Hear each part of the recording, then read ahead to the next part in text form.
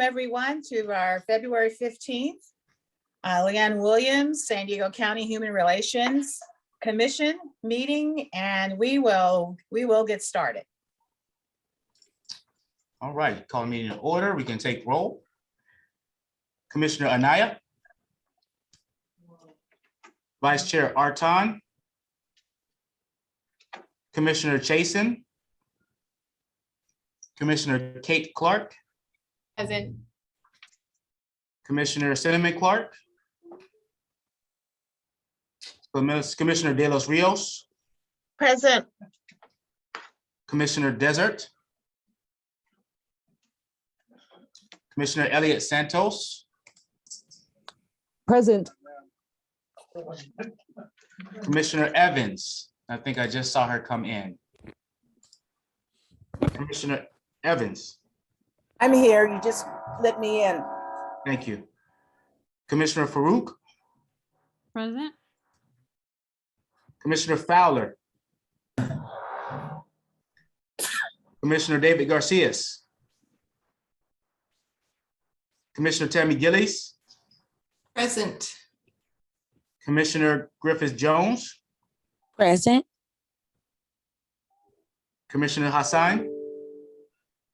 Doesn't mean that you have to break the bank. I mean, some Commissioner Taha Hassan. Commissioner Hodges. Here. Commissioner Ismail. Present. Commissioner Cody. Present. Commissioner Legaspi. Present. Acting Sheriff Kelly Martinez. So it's really about taking the time to Present. and decor that you decorate your home with. Commissioner Vice Chair Murray Ramirez. Chair Nash. Present. Commissioner Perez. Present. Commissioner Ramirez. Armenia. Commissioner Roberts. Yoli Apaguidi on behalf of Summer Stephen. Present. Commissioner Villaforte. Listen, I just saw fish. So Present. good. And I saw that you did And another if one. you are not speaking, could you put yourself on mute, please? Appreciate it. It's fun. Seriously, Denzel? All right, Madam Chair, we can move to our first agenda item, and I know you want to start with a song in honor of Black History Month. Oh, and Andrew, I arrived. I'm sorry, I didn't came in a little late. David Garcia. Thank you. Gotcha, Commissioner Garcias. Same with Commissioner Clark, please, Andrew. All right, so is that Cinnamon? Commissioner Cinnamon Clark? Correct. Okay, thank you. All right, did we miss anybody else? Don't think so. Okay, Madam Chair.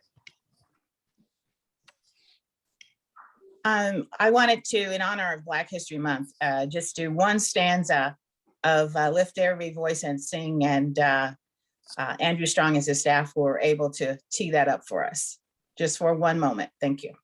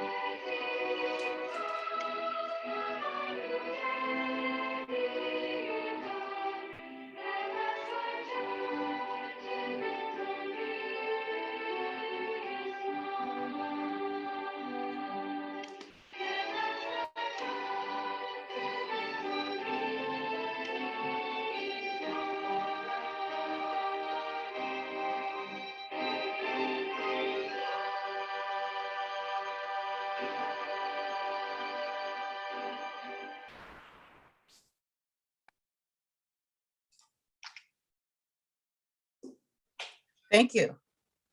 Now we'll move on to public comment.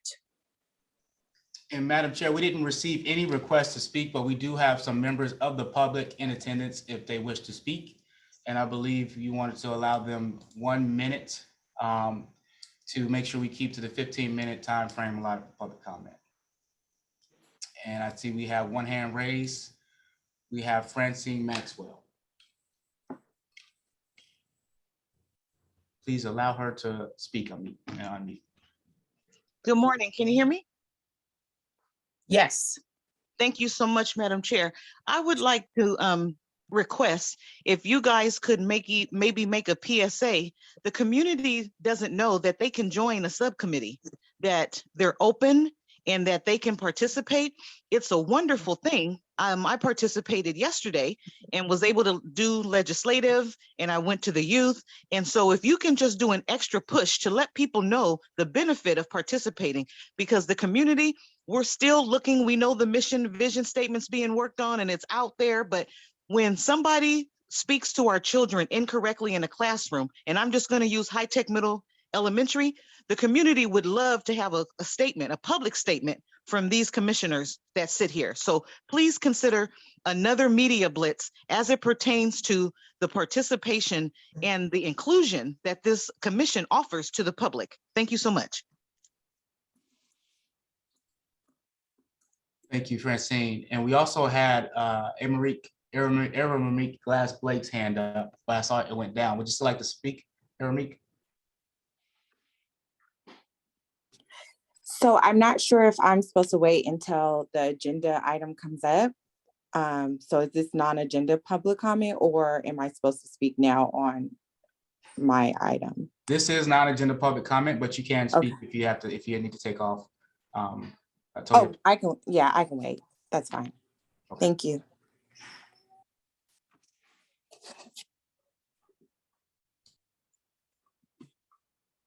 Okay, not seeing any other requests to speak, Madam Chair, and I believe you wanted to reorder the agenda to take the follow-up item 7 as the first item on the agenda.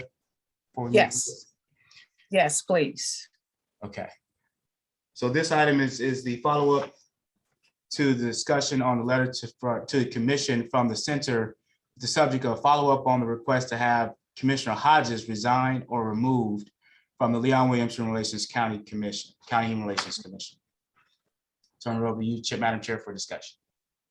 Yes, I wanted to move this item up because there are some public comments that were brought to my attention. And I thought it would be easy to expedite this conversation, given we have a time certain agenda item in the next 15 minutes in regards to the jail deaths. So that's why I wanted to move this up. So if we could start with public comment, and then commissioners, if you have a response or comments to make after our public comment. Okay, thank you, Madam Chair. And so we did have Eramarique Glass Blake who wanted to speak, and then Francine Maxwell, I believe your hand is up to speak on this as well. So we can start with Eramarique, and you can give them 1 minute to speak. Yes. Thank you so much. This morning, there was a letter sent out to the Board of Supervisors and the commissioners and Madam Chair and Director Andrew Strong. That letter was nearly 150 pastors and faith leaders, not just in support of Pastor Hodges, but really supporting conversation and dialogue around moving forward. And the harm and the situation at hand. And so I wanted to talk a little bit about that this morning. We have reached out to the National Center for Transgender Equality and the LGBTQ plus community. And we have begun to organize a forum and restorative dialogue around the issue at hand and a much needed conversation.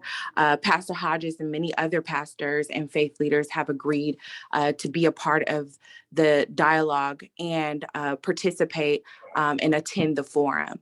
And I just wanted to say this. I think the county Human Relations Board is about, or commission is about, promoting positive human relations and how to navigate through conflict and problems. And I believe in differences, right? And so if the board and the commission can get it right, then they can be an example for what the rest of the county needs to do when these issues, when these hard conversations, when these conflicts come up. And so I believe conflict, when nurtured properly, produces growth. And we have an opportunity to handle this situation with nurturing and care, with understanding, with love, with forgiveness. But we need to have some hard conversations in that dialogue. And so that letter went out this morning. You all should have a copy. The Board of Supervisors have a copy. Read through it. And we invite you, the commission, to be a part of the dialogue, to be a part of the conversation, to be a part of the forum, and move forward after we have these conversations. Thank you. Thank you, Ms. Blake. Okay, we have Francine Maxwell. Okay. Good morning, Francine Maxwell, Chairwoman of Black Men and Women United, San Diego. This is a follow-up to the letter that was sprung at the last meeting, to the shock and dismay of a lot, because a lot of people didn't know that it was coming. And so I'm pleased that it is agendized so that we can discuss it. We want to remember, not only as we celebrate Black History Month all year long, but the backs that we stand upon, the shoulders for the struggle. And so this is an opportunity to teach the next generation and to heal. I'm hoping that people, if you didn't get an opportunity to watch what our chairman, Council Supervisor Nathan Fletcher, said last week, Wednesday, at 7 p.m. from the desk of the editor, Dr. Warren, on GOD1 Radio. Please go back and pull up the archive. And he talked about how many people were hurt by a word, how many people, how he was hurt. And so we do understand that words hurt. And so put a whole bunch of words together in this type of letter, and it can hurt the entire region. And what we're trying to do with an icon, a Black man's name that is on this commission. So I look forward to the conversation and the proposal for restorative circles, for healing, for moving forward.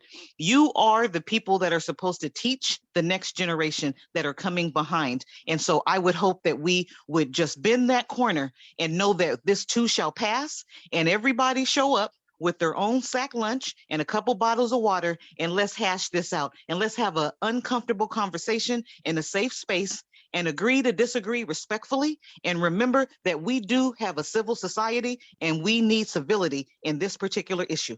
Thank you, Madam Chair. Thank you, Ms. Maxwell. I have a couple of questions to you, Mr. Strong. Director Strong, did the letter just came in actually last night? I saw it last night, early this morning, actually. Were we able to get it out to all of the commissioners? We did. It came in at 3 a.m. this morning. We just sent it out right before this meeting to the entire commission. So everybody should have it in their inbox. And if you don't have it for some reason, please let us know. We can get it to you as soon as possible. And Madam Chair, by the way, we do have 2 more hands raised for comments. And also our presenter from the State Auditor's Office is on the call. So just okay, thank you. Can we recognize the 2 other comments? Yes, we have Eric's Galaxy tab, and we have Dr. Leonard Thompson. So why don't we start with Eric's Galaxy tab? Good morning, and thank you for the opportunity to speak. The situation that this commission finds itself faced with today, as far as removal of one of the commissioners, is heart-wrenching because of a position that the commissioner has is really no different than the commissioner that's involved. who's being considered. Most of the ministers are not speaking out because assistance is needed from the county, from the city and the state.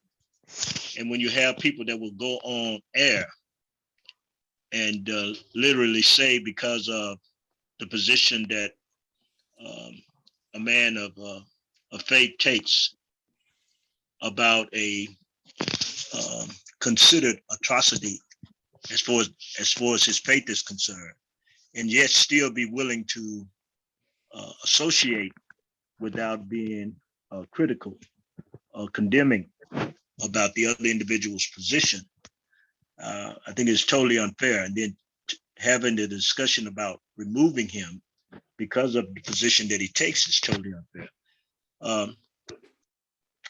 I think that when you stop and look at it, it does not change the commissioner's position, Commissioner Hodges' position, from the commissioner who's complaining. They do both need to sit down and talk about it, but it's not something where one needs to be removed because he refuses to give a unanimous vote for the character of the lifestyle that the other commissioner wishes to live. I think this is penalizing one for his faith in the way that he believes he should live, and that you're awarding the other for the faith that they're living. Okay, Thank you. Thank you so much. Thank you so Mhm. much. Next commenter, 1 minute, please, because we have a full agenda. So the next comment, please. Good morning, Madam Chair. This is Dr. Thompson. First of all, I want to applaud everyone that is here, the commissioners, for being willing to have the conversation and the dialogue around this situation. My encouragement to everyone is that it is so important that as we move forward, that we still have a spirit of healing and a spirit of togetherness. We are still yet one city that has to work together.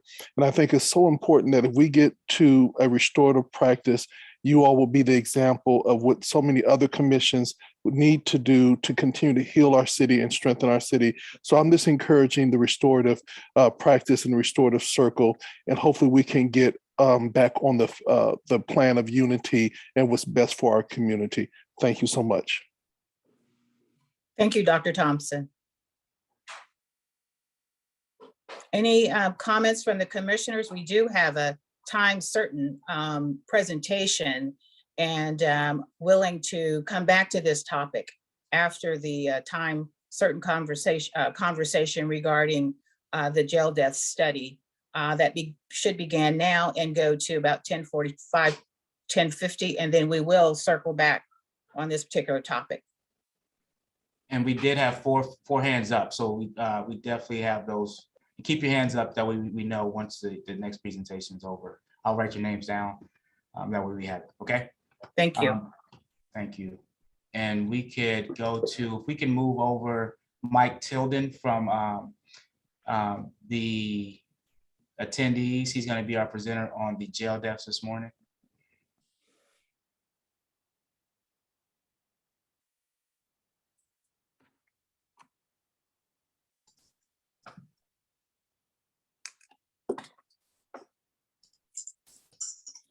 Okay, Mr. Tilden, are you over? Can you hear us?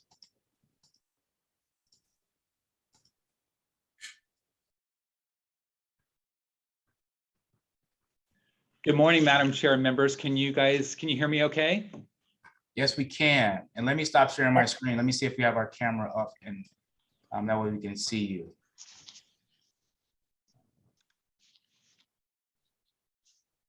Let's see here. There you are. Okay. Thanks for joining us, Mr. Tilden. The floor is yours. Or Chair, if you want to do some quick introductory comments, go for it.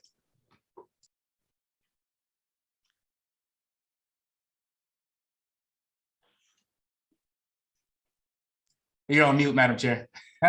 Oh, that's right. Mr. Tillman, is it Tillman? Tilden? Tilden. Tilden, all right. He's from the California State Auditor, Yeah. and he's going to provide us a presentation on the jail deaths outcome that's become a very controversial issue in this community. And we thank you for, with such short notice, that you were able to join us on this call. Thank you so much. You have the floor. Sure. Good morning, Madam Chair and members. As you said, I'm Mike Tilden. I'm the acting California State Auditor. Just for the record, I have Nick Kalitzos joining me. He was the audit manager on our audit of the San Diego Sheriff's Department, as well as Michelle Sanders. She was our the actual audit supervisor. So they're with me too. And just in case we have any questions that I can't answer, they can help me out. Anyway, as you said, we were asked by the Joint Legislative Audit Committee to conduct an audit of the San Diego Sheriff's Department. And really it was to do two things. One, to figure out what was going on down there in terms of the rate of deaths of incarcerated individuals. And two, to sort of figure out what the Sheriff's Department was doing in response to those deaths. So unfortunately, to set the stage, one of the first things that we did is we gathered data from the Department of Justice, and we analyzed the number of deaths that were happening in the San Diego County Sheriff's Department's custody over the last 15 years, and found that there were 185 deaths from 2006 to 2020. 52 of those were deaths by suicide. We also got updated information from the Sheriff's Department itself in terms of the number of in-custody deaths in 2021. And unfortunately, there were another 18 individuals that died in the sheriff's custody just last year. And obviously, those are disturbing numbers. And really, only Los Angeles County's jails had more deaths over that 15-year time period. And obviously, the population of individuals in their jails is much higher than San Diego. So one of the things that we also did is we looked at the actual death rate, where we used different metrics to make the counties more comparable. And one of the things we did is we compared the number of deaths in the different jails to their average daily jail population. And when we did that, San Diego actually had the highest death rate over the last 15 years. So with that backdrop, what we really wanted to find out is what was causing this high rate of deaths in San Diego County's jails. And to answer that question, the team looked at 30 deaths that occurred over that 15-year period. Our sample selection was weighted towards deaths that occurred more recently. And we did a very robust review. We looked at case files, we looked at video surveillance files, and we found a number of breakdowns were occurring at the sheriff's office. Number one, we found when individuals are initially booked into the San Diego County's this detention facility, we found that staff weren't doing a good job of identifying their medical and mental health needs up front. They don't have a medical health professional that's there doing the screening. And because of that, they're not always identifying individuals with mental health needs. And so one of the things that we did looking at our 30 cases is we found that there were 8 situations where individuals came into the jail and they had significant mental health or medical needs that were not identified. And the problem with that is without having that information, it's difficult for San Diego County Sheriff to make proper housing assignments and to flag individuals that need proper follow-up care. And unfortunately, 5 of those 8 individuals that we identified actually died within 4 days of entering San Diego's detention facility. Related to that, we found that individuals that did have pre-existing medical needs or mental health needs, they weren't getting timely and adequate follow-up care. And again, in our sample, we noted situations where individuals were complaining about different mental health and medical issues, and they weren't getting prompt attention. In other words, they weren't getting access to a doctor in a timely manner. And unfortunately, we found situations where they actually died of those symptoms before they ever saw anyone. Another key control that we think really wasn't functioning as intended, and that is the sworn officers are required to do hourly safety checks where they walk around and they look at everybody in their cells. And this is a key control for ensuring basically the health and safety of incarcerated individuals. But we found when we looked at the video surveillance that some of the officers were walking by and just merely glancing into the cell without breaking stride. And to us, it was pretty obvious that these were not effective safety checks. And unfortunately, we found situations where you would have an officer coming by every hour on the hour, and this would happen several times before suddenly someone would realize that somebody was unresponsive and had actually died hours earlier. So clearly, these safety checks are not thorough enough. And finally, we found there were situations where individuals had medical emergencies and sworn staff and medical health staff were not responding promptly enough, were not providing life-saving measures as quickly as they should have.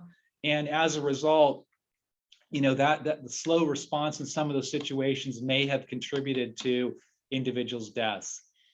The other thing I wanted to point out is that there is a state entity, the Board of State and Community Corrections, that is responsible for setting minimum standards that all county jails have to follow in terms of ensuring the health and safety of individuals that are incarcerated.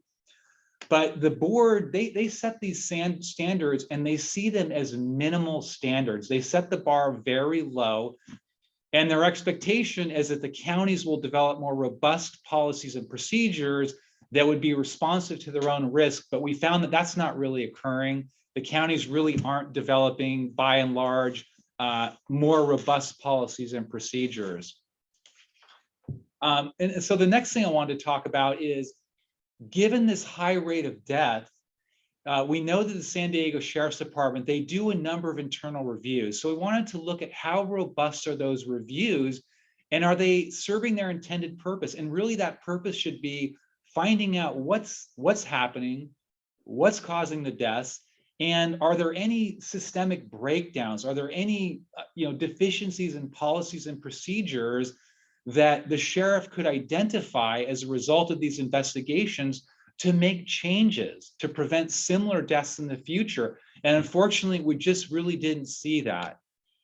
The sheriff's reviews oftentimes were not documented, and they really didn't seem to be focused on identifying lessons learned and identifying proactive corrective actions that the sheriff's department could take to really minimize the risk of similar deaths in the future. And that was, to us, a very key breakdown. And related to that, we found that the San Diego County Sheriff, they've had a number of recommendations that have been made by other external entities like the San Diego County Grand Jury. I believe they hired a suicide prevention consultant, as well as CLRB. And these entities have issued a number of recommendations over the years that would really have addressed some of these deficiencies that I just talked about. But the sheriff was really slow to implement, and in fact, did not implement some of those key recommendations over the years. And I want to talk in a little more detail about one of those external entities I'm sure you're familiar with, and that's the Citizens Law Enforcement Review Board, that's CLRB. The citizens basically voted to establish this entity back in 1990. One of their key responsibilities was to investigate deaths that occurred in the sheriff's custody.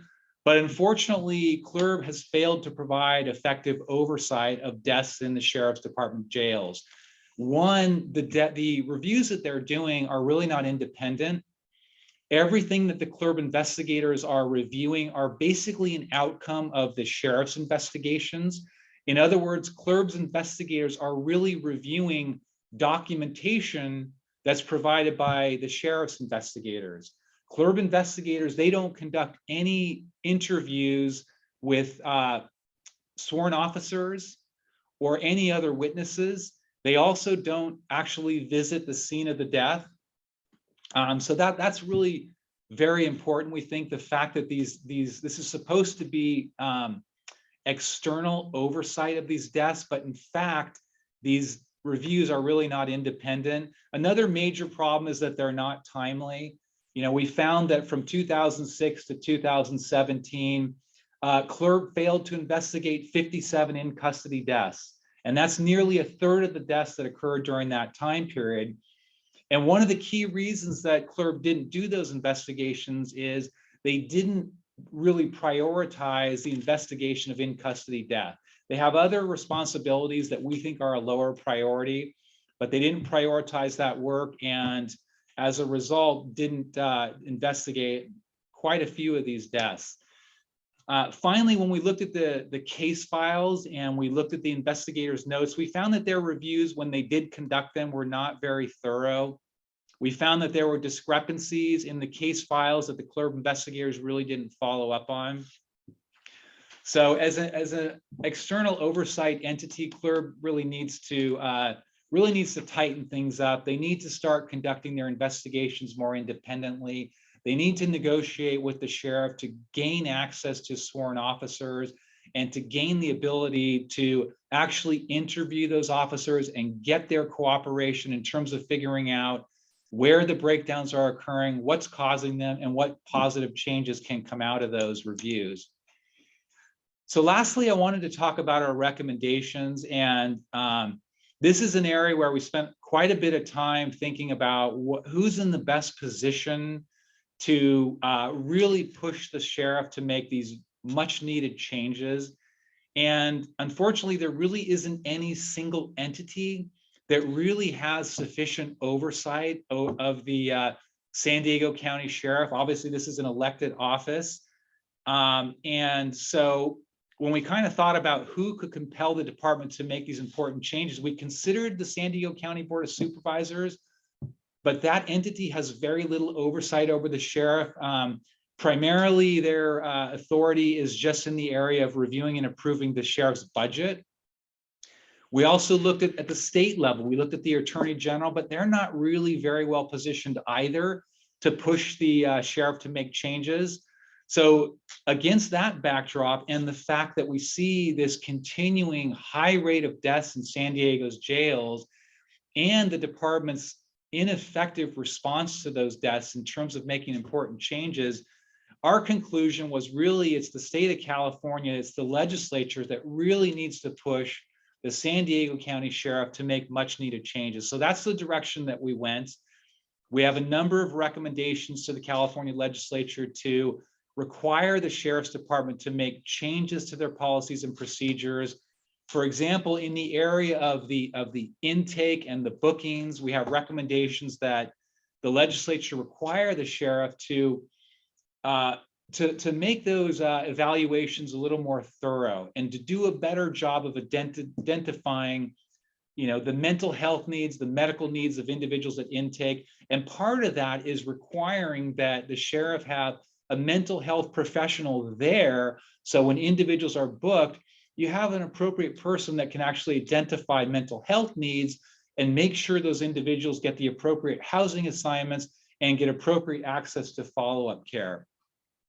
We also recommend that the legislature push the sheriff to ensure that individuals are getting prompt follow-up care for medical and mental health needs, and also push the sheriff to ensure that these really critical safety checks that are happening, that they're more thorough than they've been in the past, and that they really entail ensuring that each individual is alive and well and is actually breathing when those hourly safety checks are conducted. In the area of internal reviews, we think the legislature should push the San Diego Sheriff to just improve the robustness of those internal reviews, to start documenting those reviews, to change the focus of those reviews to where it's all about identifying lessons learned and identifying any breakdowns in policies and procedures and shoring that up by way of making changes to those policies and procedures to really prevent similar deaths in the future. And then finally, related to these minimum standards that the Board of State and Community Corrections sets, we think the legislature needs to require the board to really raise the bar on these standards for all jails in the state of California. And part of that would be to require that, again, that safety checks across the board really need to be spelled out in terms of what they should entail. And again, it's as simple as spelling out that when officers are conducting these safety checks, they're ensuring that individuals are actually breathing in their cells. And we also think that at least for the larger jails, the Board of State and Community Corrections needs to require that mental health professionals be involved in evaluating individuals and their need for mental health. And finally, we had a recommendation that the board needs to improve their training requirements for sworn officers. And so we have a number of recommendations along those lines. So those are kind of the key points, our key findings, our key recommendations, and we're happy to answer any questions that you may have or to drill down into any more detail in any area that you may be interested in. Thank you for this thorough and disheartening presentation. I want to open the floor up to our my fellow commissioners. And we have Acting Sheriff Kelly Martinez raised her hand and would like to respond. Yeah, thank you, Director and commissioners and Madam Chair. I'm really happy to be here today. I'm happy to meet all of you for those of you that I don't know. As Director Strong said, I am the acting sheriff right now. Sheriff Gore retired about 2 weeks ago. I want to thank Mr. Tilden and his team. We worked with them last year and basically opened our doors and all of our documents to their review. I want to tell you right up front, I agree with a lot of these recommendations and a lot of the review. And we've already been acting on many of the recommendations. Some of them I started as undersheriff last year. Some of them you've probably seen in the last couple of weeks. Some of the changes you'll be seeing more. We did sign an MOU with CLRB yesterday, and it takes effect immediately. They will be responding to death scene investigations, both in custody deaths and also the death scenes of officer or deputy involved shootings that result in death or death is likely to occur. I absolutely take this audit seriously. I take the recommendations seriously. I agree. Mental health evaluations at intake, those assessments are crucial to identifying the mental status of the individuals that are coming into our care. We are actively seeking to hire RNs, LVNs, mental health clinicians. As you all know, nationally, there's a shortage of those workers. However, that's not stopping us. We're working with the county to try to incentivize hiring those positions. A number of other things. Telepsychiatry is an alternative. It's not the best option, but at least we'll get those assessments immediately while we try to work through getting people hired, getting spaces where they can meet with clients privately and have those assessments that aren't surrounded by other people. Going through the list, I don't want to miss any of the points that he said, but I'm happy to answer questions as well. The 30-day medical review, absolutely.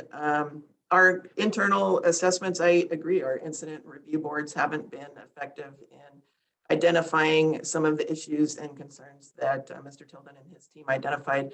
2 weeks ago, I appointed a lieutenant to report directly to me. He's a detentions lieutenant, and his job is to break down all of those silos on our department so that we can interact and understand. Homicide knows what the medical assessments have been and what that medical review is and all of those other things. And we're doing a 3-day review on all in custody deaths that are going to be looking at things like what could we have done differently? Was there any criminal things that need to be addressed? Is there internal investigation that needs to be started? Are there violations of policy and procedure? What ways can we mitigate risk? What training do we need? All of those things. As far as the CLRB oversight, I absolutely agree. I think that's just like this audit points out things we don't see internally because we get so used to our processes, we sometimes don't see where we can do things better. So my priority is the health and safety of the people in our custody. If we don't take care of that, take care of all of the mental health issues, the addiction issues, and all of those other things, we're going to continue to have this problem. So I'm absolutely open to these recommendations. And I hope just setting the stage for all of you, I hope that you understand how passionate I am about this and how much I'm embracing this audit. So thank you for your time. And Chair Nash, we have Commissioner Garcia, Commissioner Corey, hands up in that order. Thank you. This is Commissioner Garcia's. I know in the past, and I really appreciate this, the audit report. And I would say one of the other things, I was formerly the president of the union that represents the employees, the non-sworn employees at the sheriff's. And one of the complaints a lot of the members had were, you know, as these RNs and LVNs were trying to do their jobs, sometimes deputies would make medical decisions and would basically not allow treatment. I was wondering, is there going to be more of an effort to make sure that there's a medical professional on board that's going to be able to make these decisions versus an actual law enforcement deputy who has no medical knowledge? That's my question. Yeah, thank you, David, and nice to see you. I appreciate that comment, and we do have heard those complaints, and I am taking those seriously as well. It is incumbent upon our medical staff to make medical decisions, our law enforcement staff to make security decisions. So we are absolutely prioritizing that. That's the delineation between the functions and the responsibilities, and that is taking place. Mr. Corey. Yes, I have a question to Mr. Tillman, but I want to also ask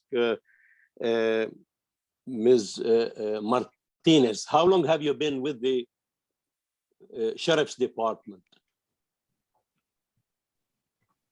I've been with the Sheriff's Department for 37 years. I started my career in detentions and then worked up until the last year just in other operations, not in the detention. So the reason I asked is you were part of the top hierarchy of the Sheriff's Department, and accordingly, I hold you personally, as well as my community, I hold you personally, along with the department's top hierarchy, with the ugliness of this audit, because that is really a reflection of the top management. If you were just a regular corporate with shareholders, you would have been fired a long time ago. I am sorry. I know that the racial justice people have been telling you guys for the last several years about those deaths, and nothing was happening until the audit came out, and now you are coming back to us and saying, yeah, you understand and you agree. I really would like to tell you personally that we hold you, at least I and my community hold you, as well as the top hierarchy of the Sheriff's Department, very responsible for that audit and its results. Now, my question to the auditor, do you know which of the different facilities had the highest number of deaths? And you mean the facilities within San Diego County Sheriff's Department? Yes. Let me, Michelle or Nick, if you're there. I have the information in total, and I know in our report we have some tables that just provide that information for not just the San Diego County Sheriff, but we also provide statistics for the 15 largest county jails in the state. And we also have an interactive dashboard that has more information. But Nick Kalitsos or Michelle Sanders, are you there? And can you speak to how the deaths vary between San Diego's different detention facilities? We're going to allow them to speak right now. Thank you. Mm-hmm.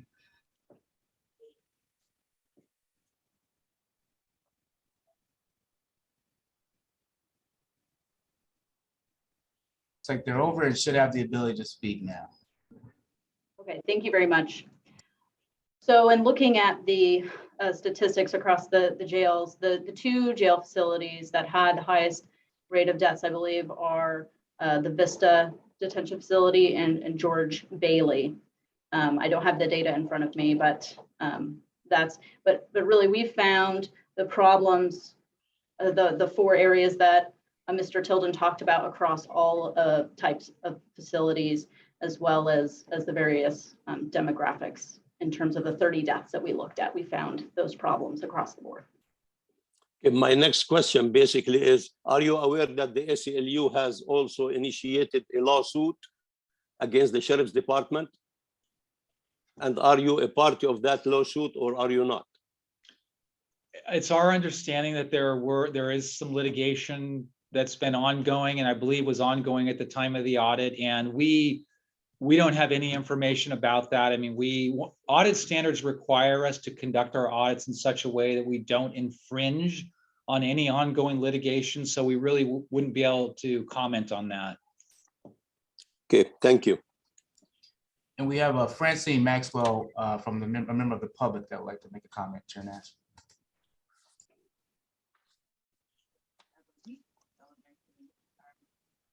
Can you hear me? Yes, we can hear you.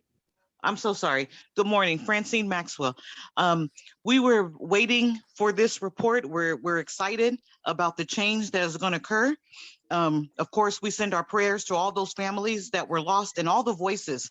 But I want to make sure that the commissioners know to please go to the San Diego NAACP.org website so that you can see a presentation from August 5th from Lieutenant Jack Reynolds, because the NAACP San Diego branch hosted him with a presentation because you know the fentanyl deaths within this region.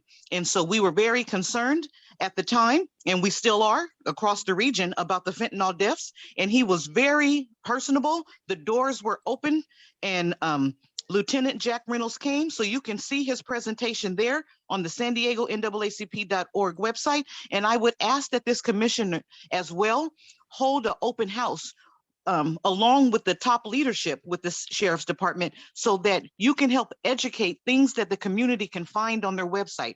A lot of people are not website friendly. And so if you could host and walk people through, there's a lot of information on the sheriff's website so that as a community, as we begin to demand the changes that we want to see for our brothers and sisters that are incarcerated, we all have the most current information. Thank you, Madam Chair. Madam Chair, my hand is up for this item as well. Oh, sorry. Minus two. Okay. Okay. Ms. Martinez, I hear that you're taking this seriously and I appreciate that, but I'd love to hear more about a concrete plan of action to do better that includes goals and timelines. How are you going to provide more robust and consistent documentation?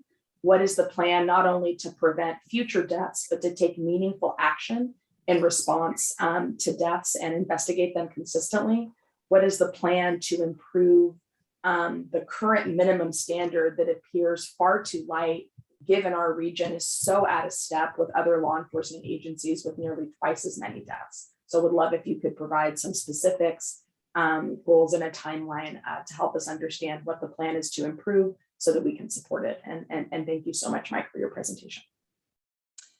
Yeah, absolutely. And I appreciate what Francine said as well. We are building and it should be up on our website in the next week or two, basically the timelines, all of the goals, and we're going to be tracking our progress and being very transparent on the things that we're doing and our goals. And some of that is hiring staff. We are, as I said, we need to hire mental health clinicians and nurses, as well as deputies to do all of those checks and to protect the medical staff that are in the facilities.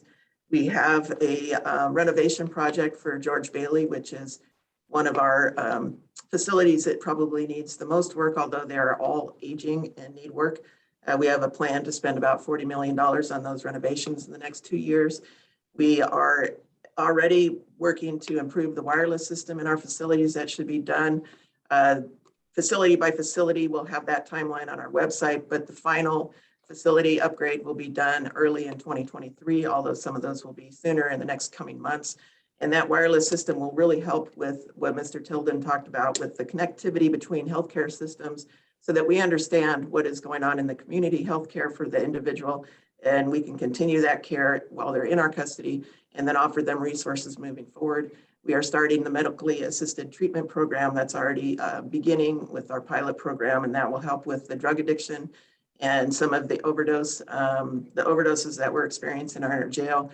We have a very robust system of identifying and interdicting drugs that come into our jail, but it's an addiction. It's an addiction problem, an addiction issue that we need to address, as well as all of the interdicting the narcotics that are coming into our system, which are causing all of these problems. The mental health assessments are key and crucial. Some of the other things that are helping with our, that we're working on, and I'm working with the Justice Partners on, as well as some of the implementation in the community, are the crisis stabilization units that you may have seen beginning to open around the county so that we can divert individuals from going into the jail for under the influence in some of those types of cases, some of the mental health issues, and they are treated in the community versus in the jail. Mobile crisis response teams will help divert folks from going to the jail. There are a lot of systems in place. I don't want to take up this commission's entire meeting this morning. However, we would be happy to come back and do some presentations with timelines, as well as I hope that you'll look at our website in coming weeks and look at the timelines, watch how transparent we are in accomplishing these goals. So thank you. Thank you so much. I would love to suggest, Madam Chair, that that indeed Ms. Martinez is invited back to give us an update in a few months. Thank you so much. Absolutely. And Madam Chair, we have Elena Perez and Aaron Glass Blake. And just to respect Mr. Tilden's time, I believe he needed to take off. So I'm not sure if you still are able to stick around until we finish these comments, Mr. Tilden, but let us know. Yeah, I'm here. I can stay till the end of this particular agenda item. That's fine. I'm here. Thank you. Thank you, Mr. Tilden, for that presentation. This is Commissioner Perez. Disheartening, absolutely, but very thorough and much needed. Ms. Martinez, thank you for the support and that you appear to have in accepting of the audit results. We very much appreciate that. My comments were also very similar to Commissioner Desert's in that I'm assuming this audit is now public. And the other thing is my questions were also around follow-up. So who is held responsible then? So this audit comes out, and then who follows up? Does the auditor follow up with the sheriff's department? Who follows up on the recommendations, or do they have to respond to the audit? I mean, normally that's how it works, right? They're allowed an opportunity to respond, but I just want to make sure that there is follow-up. And I also think the idea of bringing Ms. Martinez back at some point in time when we've given her an opportunity to, initiate some of these next steps, just for us to hear that, okay, yeah, it's being taken care of, or issues are being addressed. So again, what are the next steps? Who responds to this, and what role does the auditor play in making sure that the issues that are brought up, the recommendations are followed up on? Yeah, as I said, most of the recommendations, in fact, all the recommendations in our report that relate to the San Diego County Sheriff's Department, they're all legislative recommendations. So they're all recommendations that the legislature make changes in law to require the sheriff to make some of those changes that I talked about. However, that said, the recommendations in our report has been alluded to. They're very detailed. So I think it does provide a roadmap for the San Diego County Sheriff's Department to move forward with starting to implement some of those recommendations. There's no need for the Sheriff's Department to wait for the legislature to enact changes in state law to require those changes. I think our recommendations, like I said, it's a pretty clear blueprint of changes that the San Diego Sheriff's Department can start implementing right now. Good, thank you.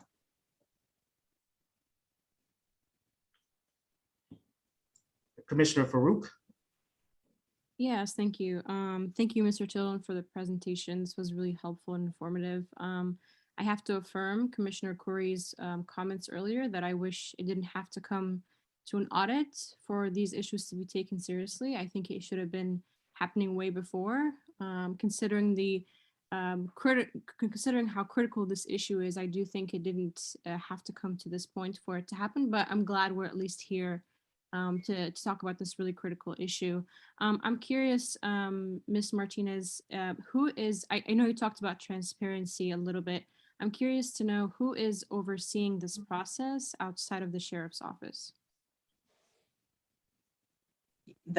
Implementing the recommendations? Yes. We don't have anyone overseeing the process outside of the sheriff's department, but as Mr. Tilden said, there's a pretty clear roadmap, and if we're not following the recommendations, it's going to be very transparent and easy to see. And it's really my goal and commitment to be accountable to all of San Diego County and to the people who are in our custody, as well as all of the other stakeholders that are involved. So we will be as transparent as we can be. We're happy to come back and visit this commission. I've just appointed a new assistant sheriff over our Detention Services Bureau. She and her team will be working very hard to accomplish all of these goals. And so I'll do everything I can to make sure you're kept informed. Okay, thank you. Yeah, I think having a follow-up presentation on the next steps and timeline would be really helpful. Thank you. Great. Okay, Chair Nash, we have Errol Meek Glass Blake from the public, Dave Myers from the public, and then Commissioner Villaforte. And Elena Perez, I believe, I'm sorry, Commissioner Perez, I'm not sure if your hand is residual or if you'd like to speak again, let me know. No, I'm sorry. That was for the item on Commissioner Hodges. Gotcha. We get Errol Meek Glass Blake. Thank you. Thank you for the presentation. And I also want to affirm many of the commissioner's statements in regards to knowing this was an issue and following up around the accountability and transparency measures. I have a few questions and I really don't know who can answer these questions, but and maybe Andrew, you can help out with this. Really, what is the relationship with the Citizens Review Board, the County Citizens Review Board, and the HRC Commission, and what accountability measures can be put in place to really take up the recommendations around what they need to follow through on around these in custody deaths and investigations and reviewing these reports. And then another thing is about 5 or 6 years ago, again, we didn't need this report to know this was a huge issue. 5 or 6 years ago, we were having these conversations. There was a advisory board created, and we went around with Deputy Assistant Sheriff Miller, who's now retired, and we reviewed every single jail that was overseen throughout the county.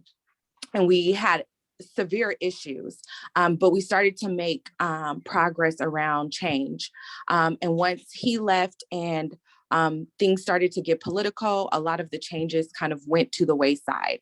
And so I want to ask the acting sheriff, what can be done to kind of create something like that? I think it's important that the community see what these jails actually look like and how they are ran, and give input on what needs to be done in a humane way. Mm-hmm. Yeah, and I guess I would ask you what your suggested process would be for that. I would love to further have this conversation. I have many suggestions. Okay, yeah, I'm open to that.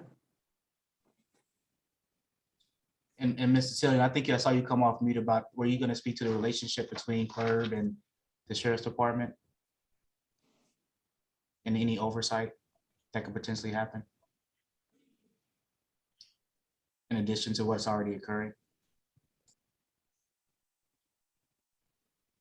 I'm sorry, was that for me or for Mr. Tilden? I saw Mr. Tilden come off mute. I was wondering if he was going to speak to that or not. But Oh, I'm sorry. no worries. We do have some recommendations in our report related to CLRB. And one of the things is that they really need to conduct their investigations more independently of the sheriff's office. We understand there are some nuances there, and we understand there's some history between CLRB and the sheriff's department. And there have been some negotiations and agreements over the years in terms of CLRB's ability to actually interview sworn officers. So we understand that's, it's complicated. But basically, the essence of our recommendation is that CLRB needs to work with the sheriff's department to see if some kind of an agreement can be reached where CLRB has more access to sworn officers, to interview them and talk about the circumstances surrounding these deaths, really so that they're in a better position to identify any needed corrective actions. And so, again, recognizing that there's a union involved and there's longstanding agreements, what we're basically suggesting is that CLRB work with the sheriff's department to see if there can be some progress on that front to better enable CLRB to perform its external oversight.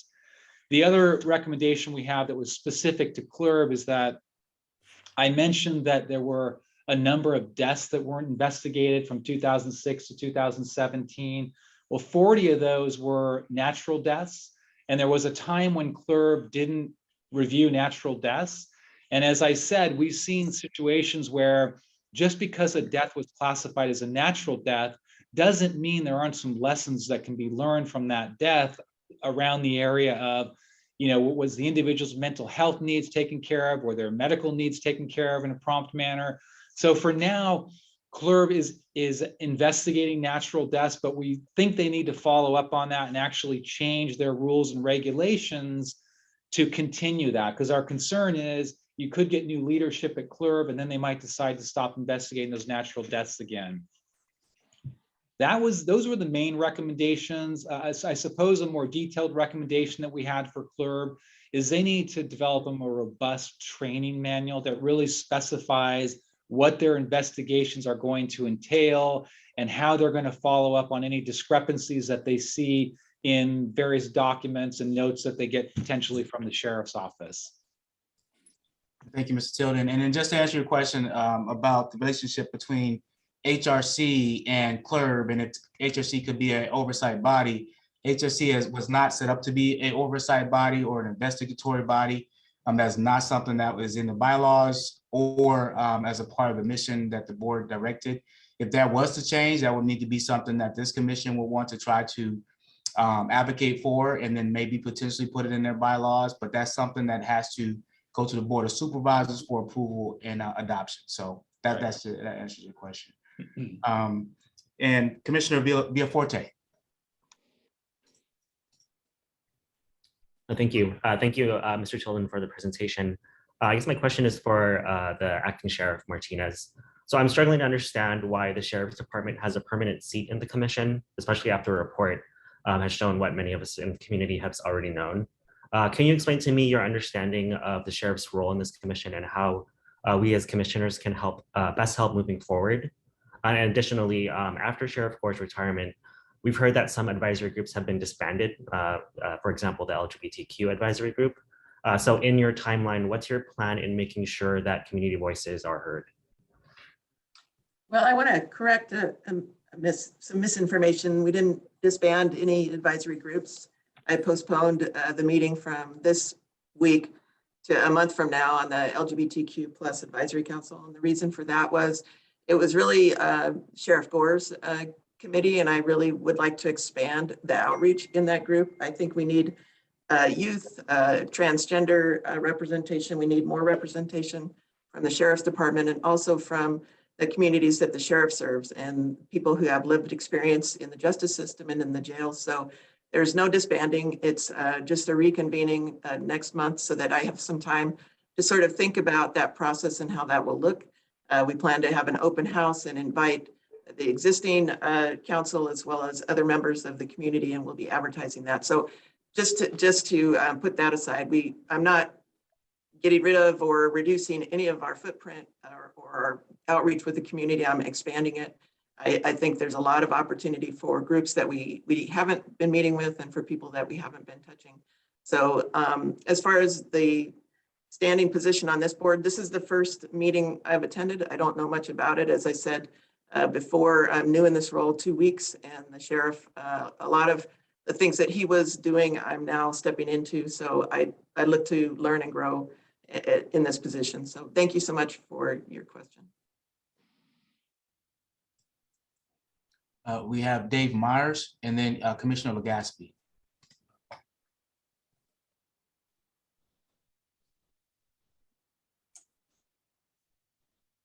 Okay, everybody hear me now? Yes. Great, thank you. So this is kind of a two-part question for the auditor. If he could speak a little bit as to the department's response and his professional opinion on the tone of the department's response to the audit report and to the roadmap that the undersheriff discussed. So there were at least 3 previous reports, one by the grand jury, one by an outside consultant, that created a roadmap to change. And if she can address what she implemented as a senior manager in the sheriff's department who met regularly with the sheriff's leadership team to create a pathway to change in those previous reports. And then if she can also address the jail death that occurred last night and whether or not Paul Parker was able to respond to it and why the jail continues to intake individuals who are under the influence on misdemeanor charges and not referred to the community-based organizations for treatment. Thank you. So I can address the first question there. So first, I have to acknowledge that the response that we received to our draft report, that came from the former Sheriff Gore. And speaking to that response, it was a 31-page response. It's actually attached to the back of our audit report if anybody wants to look at it. We were disappointed in the response because we thought the findings and the recommendations are really an opportunity to, to just, let's create an inventory of the issues that are occurring in San Diego. Let's try to get to why these deaths are occurring. Let's try to get to solutions to improve policies and procedures on a go-forward basis. And while ultimately the sheriff in the end of the response basically went through our recommendations and said that he agreed with all of them, 2/3 of the response was really honestly very defensive, and the sheriff was raising questions about whether we adhered to government auditing standards and things like that. So we were disappointed with that, although at the end, the sheriff did agree with our recommendations.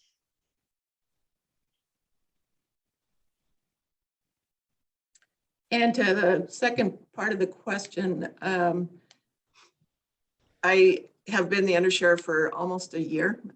My influence over Detention Services Bureau or anything that was occurring there really was zero until I've been in this position. Since that time, I've implemented a number of changes. However, as Mr. Tilden said, I wasn't the sheriff. I didn't have the authority to enact some of the changes that you will be seeing moving forward and that I've already started to implement. As I said before, I signed the MOU with the clerk yesterday, and that was implemented immediately. So thank you. Commissioner Legaspi. Good morning. I currently serve on the Sheriff's Advisory Board, and I'm glad that there are procedures put in place to handle transgender arrest. I just want to make sure the safety and well-being while in custody. I don't know the numbers on the deaths, how many transgender deaths are included in those reports. But, as a representative of the transgender community, I just want to make sure that, yes, we have procedures in place for arrest, but we have the same procedure while in custody. Thank you so much. Yeah, thank you so much. And so nice to see you today.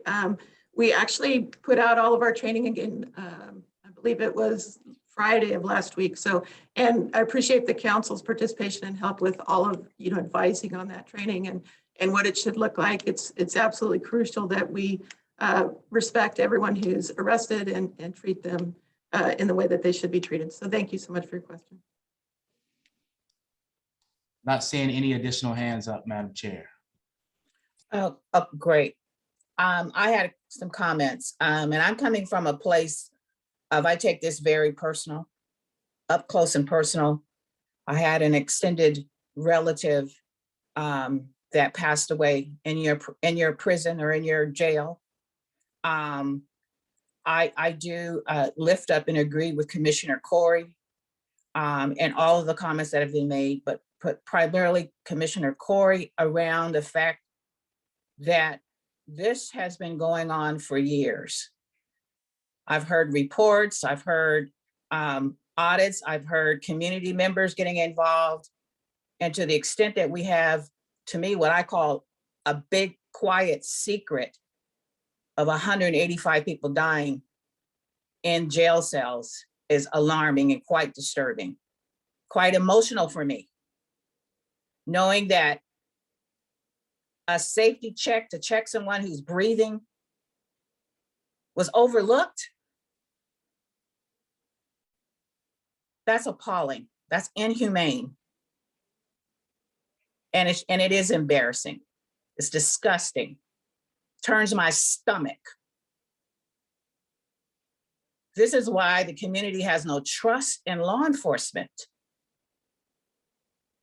especially when it comes up close and personal with regard to an extended family member of mine who had mental health challenges all his life.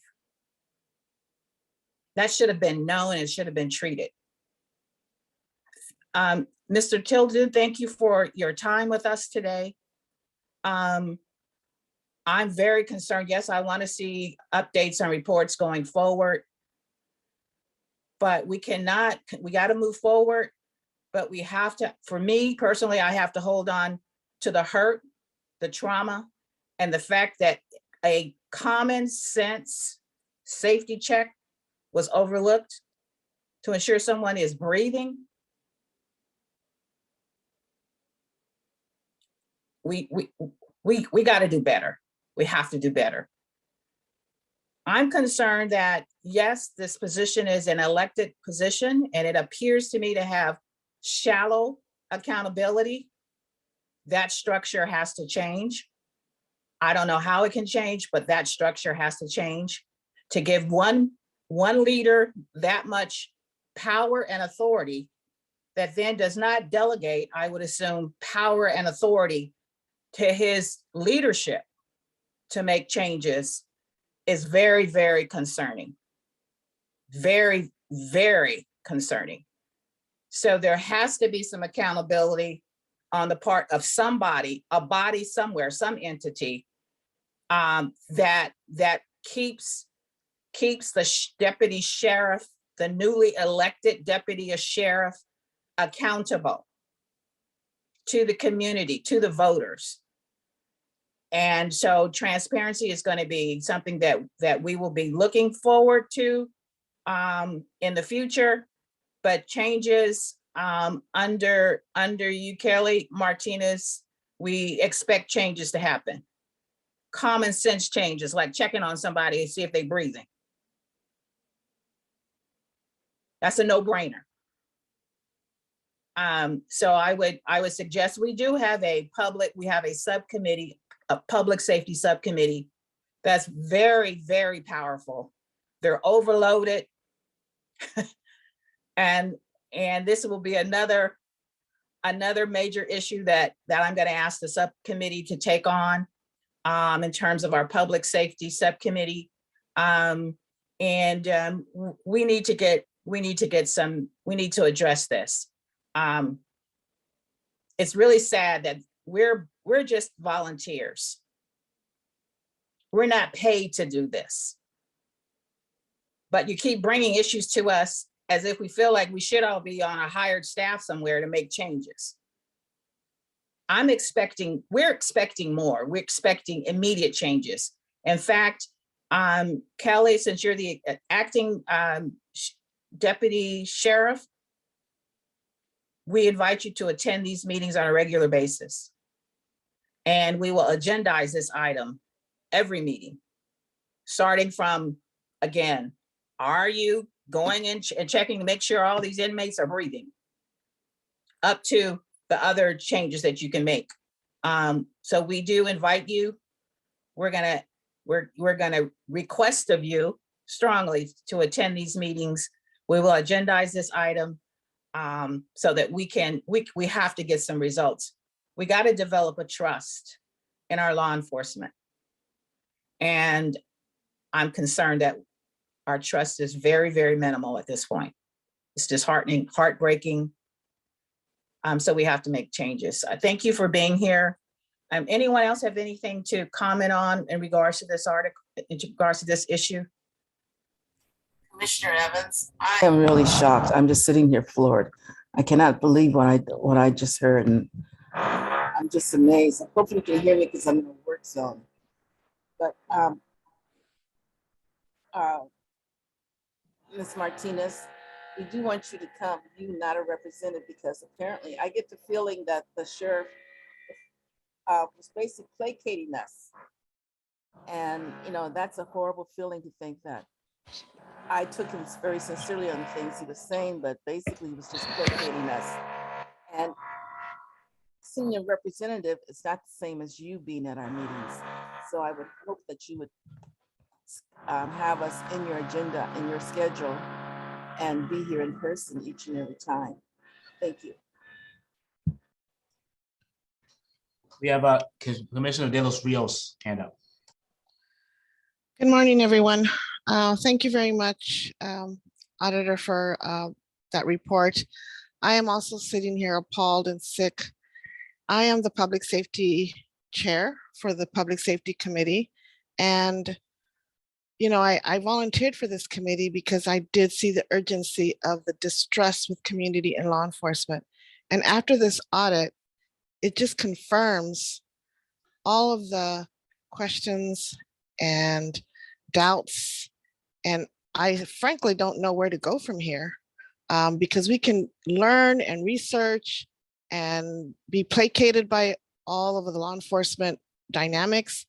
But we as a community need answers. We need change, because these are lives we are talking about, lives.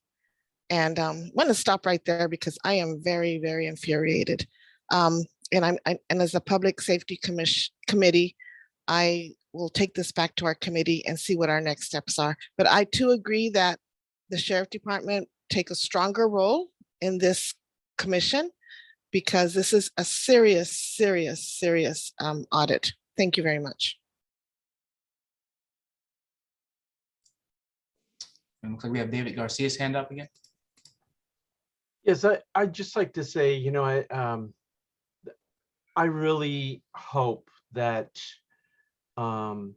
because this has been going on for years, it's been brought up to the leadership for years, and nothing has been done. There needs to be accountability. I get there need to be we need to fix the system, but there needs to be accountability to those staff that failed us. And we have to see a change in the leadership of the sheriffs to ensure that there's accountability for what happened over the past years that has created this environment. And I know the frustration that I felt when, you know, the medical professionals that work in the sheriffs were not being heard. And then when the sheriff was going to outsource them with people that weren't even going to be, you know, doing the same quality level work, there's just been a very cavalier attitude on the part of the sheriff's leadership. I know, Kelly, I really hope that we do see a change in the leadership at the sheriffs that addresses these and makes the priority that there is better care in the facilities. There should be a doctor that is on call, someone that's not just a consultant either. They need to be public servants, that their job is to take care of, you know, the people that are in custody in the sheriffs. This has to be a major change in the sheriff's structure and how they care for the people that are in custody. And I really hope that this is going to happen on your watch, but it has to be done. And the accountability, people have to understand they cannot withhold care for these people in custody because they don't like their attitude, or they're giving too much of a attitude in the jail. Or these are people that need care, and it's your responsibility as the sheriff, as the acting sheriff, to make sure that happens. And I hope there's an accountability to you as well, that you're accountable to make sure that you report back to people that these are the changes, and when something happens, that there is a real investigation and not just a whitewashing of what happened, so that the sheriff doesn't have any liability. So Commissioner Garcias, thank you for that comment. We are short on time, and we have an action item where we do need quorum. So I'm going to move on to that action item. Director Strong, if you could raise that action item that needs a vote quorum before our commissioners leave. Thank you. And just say thank you to Mr. Tilden again for joining us, and the other lawyers and folks who are on that report. Thank you for the time. The next action item we need to get to make sure we don't, we have an option to whether we meet in person or not, is just this technical item, logistics to vote on this item for teleconferencing. And pursuant to Government Code Section 54953E3, a motion to find on behalf of itself and all committees, the commission has considered the circumstances of a state of emergency and state and local officials continue to recommend measures to promote social distancing and authorize the chair to make the determination should the commission be unable to meet within the next 30 days. So we just need to take a vote to approve this motion.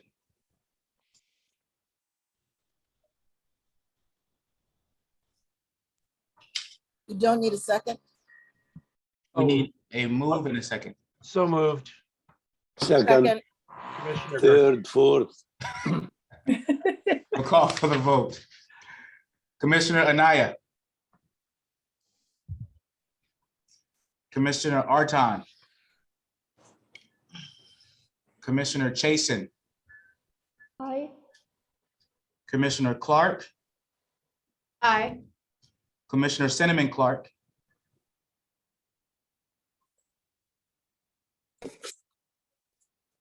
Commissioner De Los Rios. Aye. Commissioner Desert. Aye. Commissioner Elliott Santos. Aye. Commissioner Evans. Aye. Commissioner Farouk.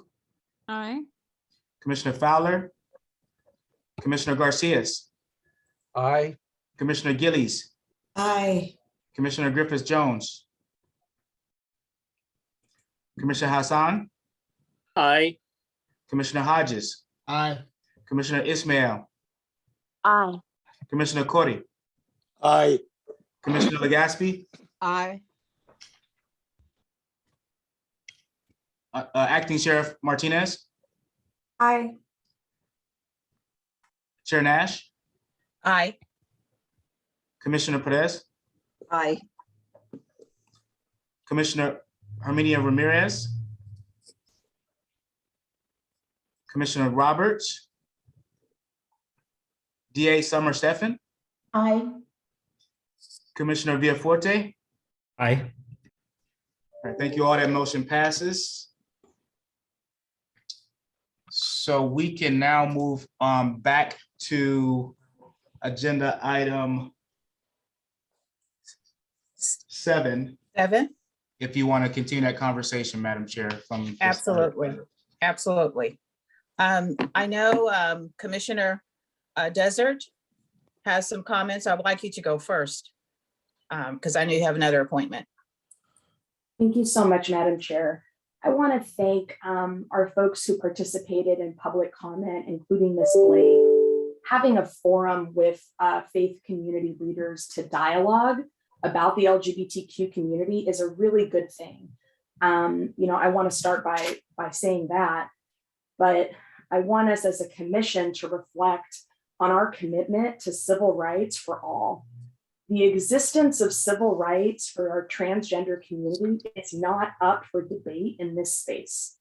Transgender people are covered under California anti-discrimination laws and anti-hate laws and have long since been covered under the law. It's not up for debate. While Commissioner Hodges is free to preach against marriage equality and the existence of transgender people in his faith community, he is not empowered to do so as a member of this commission, spouting discrimination and hate in a commission meeting. His words are hate speech. In fact, if there was a hate crime, his comments at this commission meeting, we can ask DA Summer Stephens, who's present, would be evidence of an anti-transgender bias that would be evidence in support of the existence of a hate crime. This is a distinction that's really important here. One, there are two separate issues. Having the Human Relations Commission participate in dialogue with faith communities, there are 3 types of faith communities in our region. One, faith communities that are open and affirming to the LGBTQ community. 2, faith communities that haven't really taken a stance and take a middle ground, but aren't actively opposed to the LGBTQ community. And then there are faith communities that exist that are out of step with California anti-discrimination laws, with the progress we've made towards supporting the dignity of all people, including our transgender community, that are actively hostile to LGBTQ people. Those faith communities do not get to have a voice as a commissioner in a government body in the state of California. We are past that. And so while Commissioner Hodges has all the freedom of speech and freedom of religion to preach what he wants in his faith community, he is prohibited from doing that here as a commissioner. His comments are hate speech, and it makes him fundamentally unqualified to serve on this commission. So I think the distinction is really important, that we want to foster positive human relations for everyone, and foster community dialogue with all communities of faith, even the third category who have been historically hostile to the LGBTQ community. Having a forum is a great idea. Would love for the LGBT Center, who Ms. Blake was not reached out to, want to make that clear for dialogue, would be happy to participate in that forum. That's a good thing that can help move us forward. It's a space for dialogue, it's a space for healing, and all of that is right. And that community outreach and dialogue is distinct from the issue at hand, which is that we have a commissioner who feels empowered to use hate speech as an appointed official for the state of California, where he is not serving as a faith leader, he is serving as a commissioner in a government body. So really want to make those distinctions critical.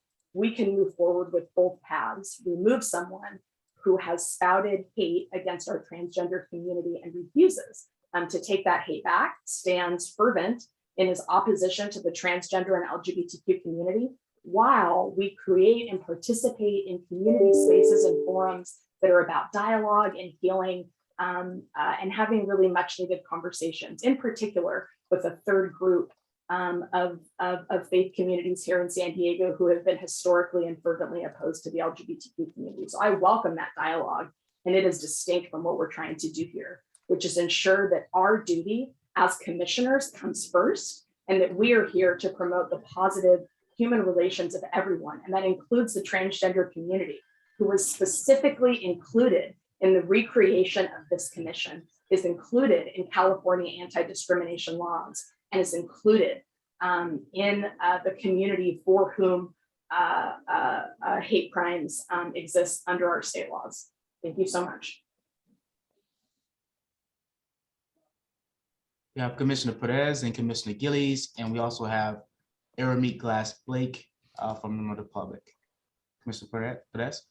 Thank you. I'll be brief since Commissioner Desert put it so eloquently, because I fully support that as well. I did hear the comments, the public comments on nurturing and training and educating, and I fully support all of that as well.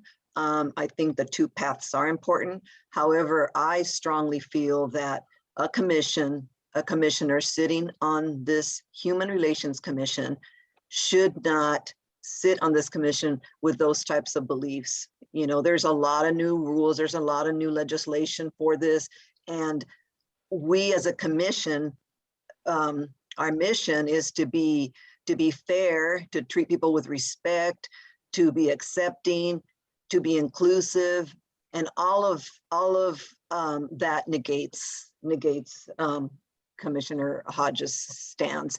And I also believe that, and I respect, you know, Commissioner Hodges for his role in this and his thoughts, but I don't believe that then that would be for somebody that would have a seat on this commission, because it completely contradicts with what we're preaching. So I strongly suggest that we still stay on the stance of, you know, removing Commissioner Hodges, but I do agree with educating, continue on that path as well, because I think, you know, I think people need that to be able to understand. So that's my position on it. Thank you. Gillies. Thank you. I've had a lot of time to reflect on some old ADL records this week, and I don't know if you can all see this, but this is an article from the Los Angeles Times that is titled "Fledgling Human Relations Commission Moves Forward at a Slow Pace." And this is about the San Diego Human Relations Commission and Leon Williams and his goals. And it's a really great article. I'll try to scan it in and send it to the commission. But Basically, what it is saying is that the Human Relations Commission, the brainchild of Supervisor Leon Williams, who said when proposing it in January that such a group was needed to reduce tensions resulting from prejudice, intolerance, and discrimination against individuals or groups. Williams' proposal quickly came under fire from leaders of the fundamentalist Christian community, who said they feared the commission would be a vehicle for, quote, legitimizing the gay lifestyle, because the elimination of discrimination based on sexual orientation was originally listed among the panel's goals. Supervisors wouldn't support Leon Williams' original proposal. It had to be modified and expanded so that it wouldn't specifically speak about the, quote, homosexual community. And according to the pastor that brought this up, he says, although he said he would not object to a discussion of the rights of homosexuals, the Reverend vowed to stop any effort to have the commission give gays an official stamp of approval. This is from 1985. I want to think that we are better than that today in 2022. I also fear that this issue is being framed as an intolerance of views, and it is not that. Words matter, and it's about how those views are expressed. And they were expressed in an extremely hurtful way. To say that someone's identity, their immutable characteristic, is an abomination or abhorrent, how would you feel?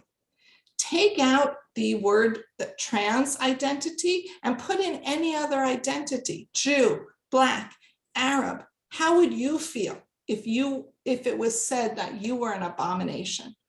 So it's not about the views, it's about how we expect each other to speak to each other in this commission and the values that this commission upholds. So I feel very strongly about this, and I thank you for letting me speak to it. We need to be better in 2022 than we were in 1985. Thank you. Chair Nash, we have two members of the public. We have Aaron Class Blake and Francine Maxwell. Yes, thank you. I'm really hurt right now. And I'm saying this because I think we're missing a whole part of the conversation. And I really didn't want to get into the nuts and bolts of this because I've been talking to everyone from both sides of this issue. But I think we have to acknowledge the fact that Pastor Hodges abstained. I was on that call that day to speak on something completely different.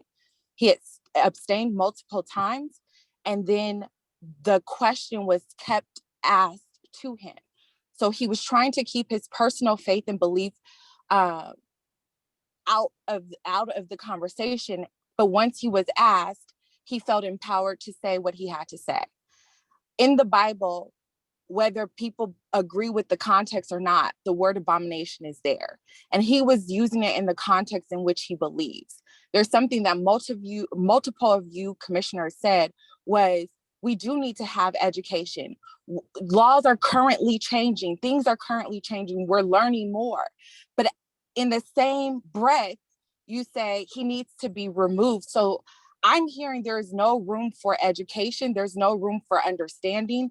There's no room for saying, hey, in the Bible, it might say abomination, but in the context and when we hear it, that word has been used to kill and slaughter us, right?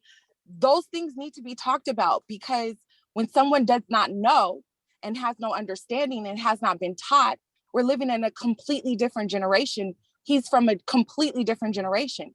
And so there's been education that he's already done that has made the difference. And so that is why I'm asking to have those conversations, not to excuse anything, but to understand each other in the context in which we are seeing things and viewing things.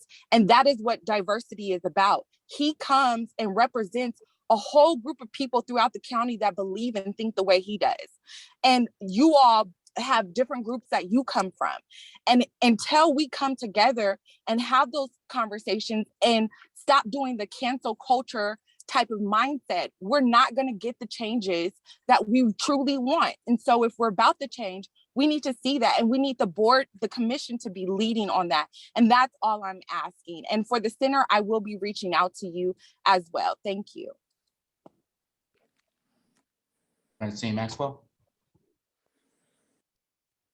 Francine Maxwell, Chairwoman of Black Men and Women United, San Diego. We're very concerned of the offset of the conversation. The City of San Diego Human Relations asked this commission with the county to partner with them in a letter. And so upon doing that, there was a partnership, there was a conversation. So the intent was to have the letter signed by both to make coverage and this, that, and the other. Well, why was it that the Black man was singled out to ask of his abstention? Did you guys go through everybody else that abstained? Because he wasn't the only one. That is the fundamental and the foundational question. Did everybody else explain why they abstained? And so let's be clear that this is an attack of a Black man in region. And that's how most allies are seeing this. And so this should be dealt with now. It should be put away, and we should be able to move this train forward. When you want to talk about building trust, do you have trust in this region to get people to join the empty seats? So let's take accountability for why we have empty seats, because people in this region do not want to come and volunteer. So I ask you to throw this letter in the garbage, and let's move forward with healing with each other, and let's get the work of the county done. As I shared earlier, Black children by a white teacher being called the N-word. If something isn't outrageous enough to come to this commission that has no money, let's also get on the topic of why this commission doesn't have any money to host prevention, intervention activities. Okay? We got way bigger things to do in this county right now. Thank you for your time. Chair Nash, we have Commissioner Desert's hand up again and Commissioner Elliott Santos. I want to thank public comment from Ms. Blake talking about the process issue that happened. I think that's really fair to talk about. This is a new group run by volunteers. Chair Nash is a volunteer. Not really proper under Robert's rules to be asked to explain your abstention, and that happened, and it absolutely did. And so I think it's fair to talk about. There's a process issue that we as commissioners should be educated about in terms of what questions are and what questions aren't proper. I think that's really fair to bring up. I defer to the chair to talk about process in future commission meetings. Commissioner Hodges was asked to explain his abstention, and it is my understanding that's not exactly proper. I think that it's fair to bring up and it's fair to talk about how process can be used to single people out. So I appreciate both public comment bringing up that point. But I want to focus on what happened, regardless of the fact that Commissioner Hodges was asked to explain his abstention, he did. And though the word abomination is in the Bible, I've read mine as a person of faith. It's not proper to bring that language into this commission. It is defined as hate language. It is used as evidence of hate crimes under California law. And while it's true that he shouldn't have been pressed to explain his abstention, he did. Though he may have tried not to, he did. And that is crossing a line between the separation of church and state, which is fundamental to how our faith communities and how our government function independent of each other. And I think that's a really important point to bring up here. So I would welcome conversation about process to ensure that we as commissioners in this newly reformed commission understand how we should be following process and to talk more about that issue that occurred. But regardless, you can't unring that bell. Commissioner Hodges used hate language against the transgender community that is improper as a commissioner and disqualifies him for being able to serve in a role that is supposed to move all communities forward. I want to thank my fellow commissioners, Commissioner Perez and Commissioner Giles, for saying, had you substituted any other identity, any community of color, any faith community into what Commissioner Hodges said, it would be widely seen as absolutely improper, disqualifying, and a point calling for the resignation of this commissioner who cannot clearly separate his personal faith beliefs from his duty to represent all San Diegans on this commission. Commissioner Elliott Santos.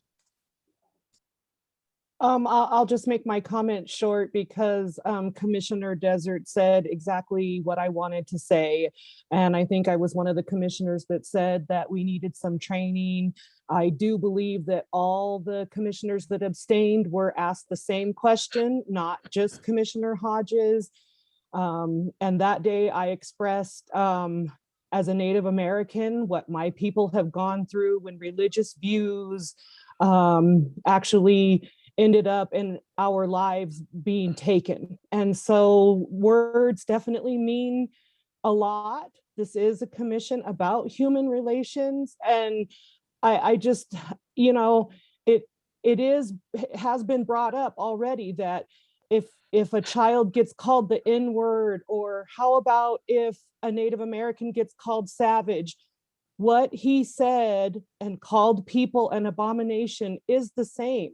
And so, yes, we are trying to take care of all of those issues, but we have to start with this commission and the people and their beliefs that are on this commission. They can't have those beliefs and sit here too. It's really tearing at my heart that we're having all this discussion when this commission should be out there trying to make a difference in the community instead of having this argument with each other. And no matter how it came about, his belief about a certain group of people is not acceptable here. And I do even want to say this. I believe the way he phrased it was that transgender people were an abomination. And I think if you go back and look at the Bible, it says the act of them, you know, is the abomination, because I don't believe, as a person of faith also, even though I'm Native American and maybe I call the creator my Ha, even in the Bible, it talks about loving all the people, not to call a person an abomination. So if you didn't believe in the acts that they were doing or the whatever that was going on, you could have said it in a different way, but you said it about a human. And then there was no apology. There was just the continuation of your idea, even in the letter that you sent. So I feel like we really do need to fix this and end this and have our commission move on with what we're charged to do, which is to make a difference and try to end hate and to educate people about these issues. So I'm sorry, and this is really a difficult discussion. I do believe we need training, and I do believe there should be a special meeting or this forum where we can all talk about it, because religion or saying that we're only focusing on a Black man, that is not true.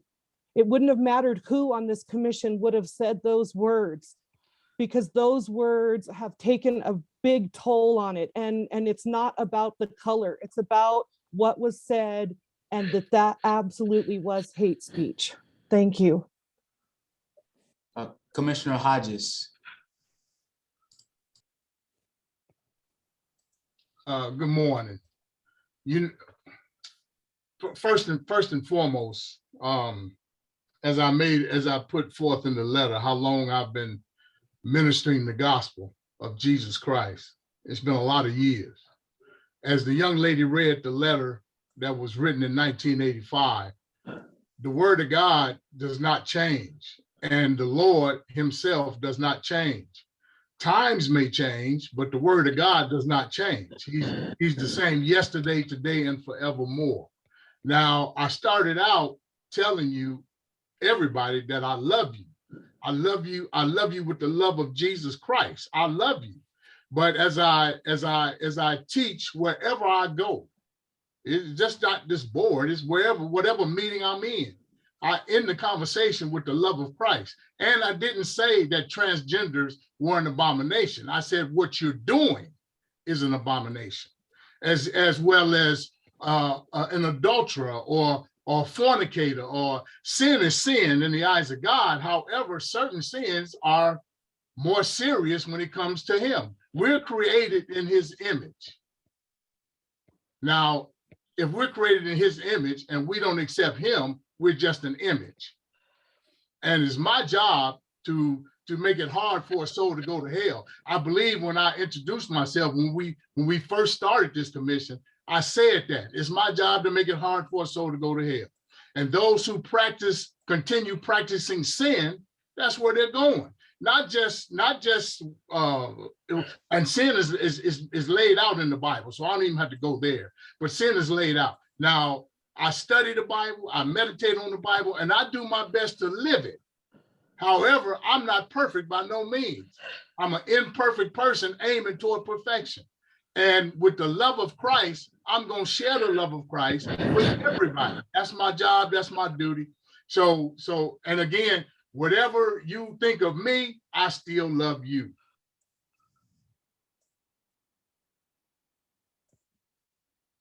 Madam Chair, not seeing any other hands requesting to speak.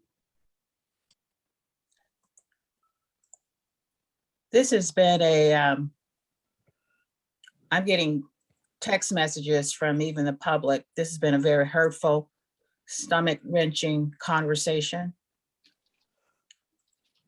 As you all know, I am a person of faith, born and raised in the Church of God in Christ Holiness. This commission was created on the basis of love, on the basis of promoting positive human relations. That's where I stand. That's where I will always stand. We have people on this call commissioners on this call that are hurt, that are traumatized. Some of them have been in the hospital because of this. We have to create a pathway forward. As hurtful as this seems, I embrace the idea, the recommendation of a conversation, a courageous conversation. However, at this point, we need to create a pathway forward. And I've reached out to the Board of Supervisors. All the letters have been sent to the Board of Supervisors. Some have responded, some have not. So we need to create a pathway forward. I'm going to ask Director Strong and Attorney Rachel Witt, based on the current structure process,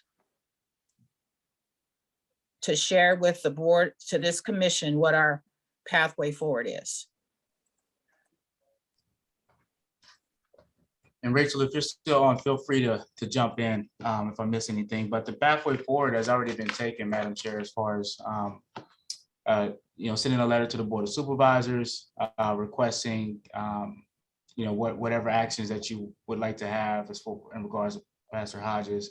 Also, if there's any other activities that this commission will want to do. I know in Commissioner Desert's letter, there was some talk about a media campaign or something of that nature. That's all up to the commission to do, potentially through this communication subcommittee. But as far as the next step, what I'm hearing and what I would recommend as far as working together to try to heal, to try to rebuild, to try to move forward, putting together some type of forum, some type of maybe multiple community meetings to really have these tough conversations. Our Office of Equity Racial Justice is more than willing to partner with Aramik and others in the community to host a meeting, to convene, to provide speakers, to outline whatever we want to do to make sure we have opportunity to move forward. So that in my mind would be the next step for us as a commission and how we can support from the Office of Equity and Racial Justice.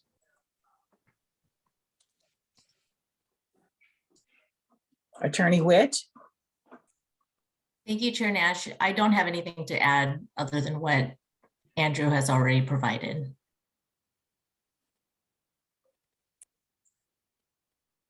So let me ask this question again.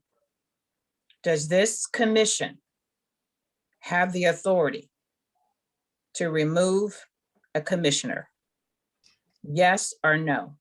No, it does not, Madam Chair. The commission does not have the authority to remove commissioner. It's not in their bylaws. And as you know, the bylaws are currently being revised right now to add additional language. Currently, the update is that they're not considering removal. You're considering potential censure of an individual if they don't meet certain criteria, and that criteria is still to be fleshed out and developed. But the next step with that would be to be taken to the Board of Supervisors, well, actually to this commission to vote to move it to the Board of Supervisors for approval of new bylaws. But right now, you're not, the subcommittee is not discussing removal of members. It's discussing a potential censorship. And that is really heavily influenced by the thought that if a Board of Supervisors member appoints someone to this commission, the subcommittee felt strongly that it should be up to that board member, the Board of Supervisors, to make the decision to remove. So that's the update coming from the bylaws subcommittee. But it is not within the authority of this HRC to remove a member at this time. Thank you.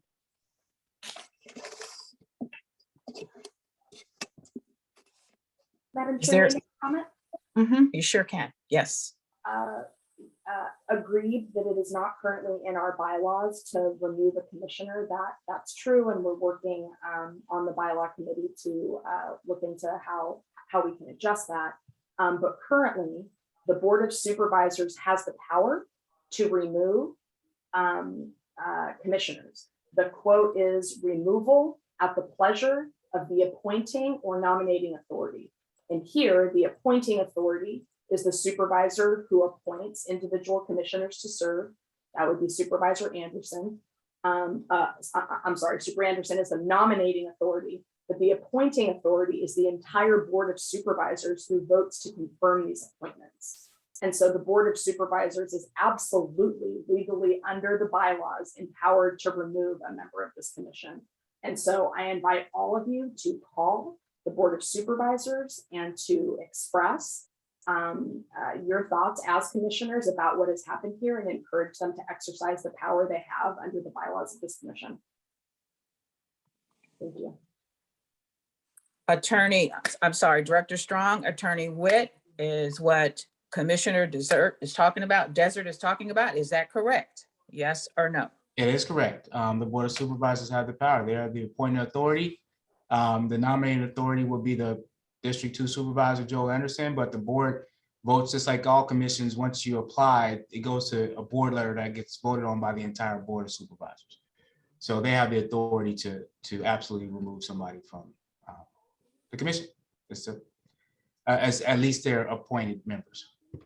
And Rachel, if there's anything, did I miss anything on that one? No, that's correct.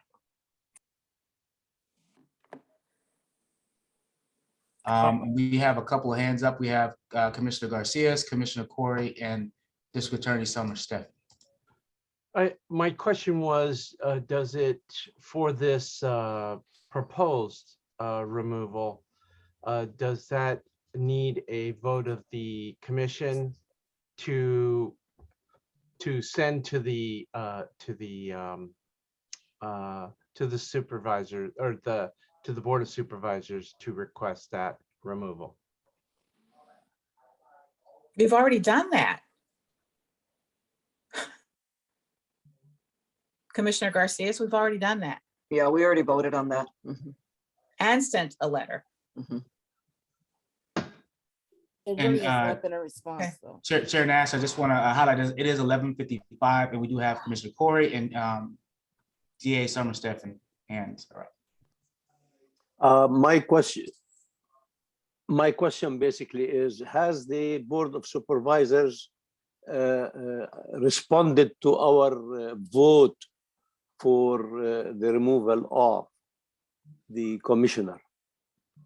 And if not, can we send them an official letter referring them to what was just said as to their responsibility, and that we as a board, at least the majority of whoever voted, of course, can sign that same letter along with the Chair Nash, asking them to go ahead and act on it? We've done that. I mean, we sent them just the letter from you. And we informed, I don't know if they knew that we voted basically as a commission to take action. Now, do we need to go back again to them and have them, let's force the issue and have them vote on it themselves? I would like to know what Fletcher and the others will be voting. It's not enough for it to get diluted at their level and to be forgotten about it.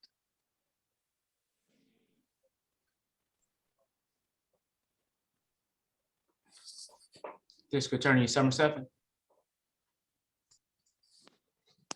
Question, please. There is a section F that says of the bylaws that doesn't allow individual, I read it as to not allow individual commissioners to communicate on behalf of the commission or in the name of the commission unless specifically authorized by the commission. So if individual commissioners like myself wanted to write or have my own perspective as an expert in certain areas and hate crimes and other areas, I'm a little concerned about section F because I certainly want to be acting within the rules and the bylaws. If the chair and council believe that in the spirit of the commission's action by writing a global letter on behalf of the commission, that then authorizes individual commissioners to take their own action in whatever way they think is correct. I'm a little worried about section F, but maybe the attorney, Ms. Witt, can let us know, or maybe. Yes, yeah. I'd be happy to respond to that. Yes, section F was written to ensure that the spokesperson for the commission was either the chair or as designated by the commission. And so in this case, you wouldn't be reaching out to a member of the Board of Supervisors as a commissioner speaking on behalf of the commission. But of course, you as an individual can reach out to express your views as appropriate. And so that would not be a violation. You just can't represent that I'm coming to you on behalf of the commission and the commission says X, Y, and Z. And so, as long as you ensure that what you're saying is based on your individual capacity, that won't be a problem at all. Thank you very much. That's very helpful. We have Commissioner Desert, his hand is up again. Or did you lower it down? Okay. Sorry about that, I was on mute. Rachel, correct me if I'm wrong, but we are empowered to talk to the Board of Supervisors as commissioners if we're talking about the letter that Chair Nash sent that required a vote of the majority of the commissioners. We're empowered to talk about that because it was a vote of the commission and a letter by our main spokesperson, our lead spokesperson, Chair Nash. If you were to deviate from that letter and add additional thoughts, you need to express those as an individual. But we are free to reach out as commissioners to talk about the letter that required a vote of our majority and that was signed by Chair Nash that did specifically call for the removal of Commissioner Hodges. Am I right there? I do recall that some actions were taken a few meetings ago, which I believe the HRC took action and it passed to authorize members to reach out to the Board of Supervisors, and to the extent the whatever the person is representing is consistent with that direction. I'm sorry, I don't have it exactly in front of me, but that would be acceptable. And if Andrew wanted to forward what that motion was so that all the commissioners had the scope of that direction, then that was the commission authorizing members to reach out within that particular scope. Thank you so much. And then when I shared talking points with commissioners, those were based on Chair Nash's letter.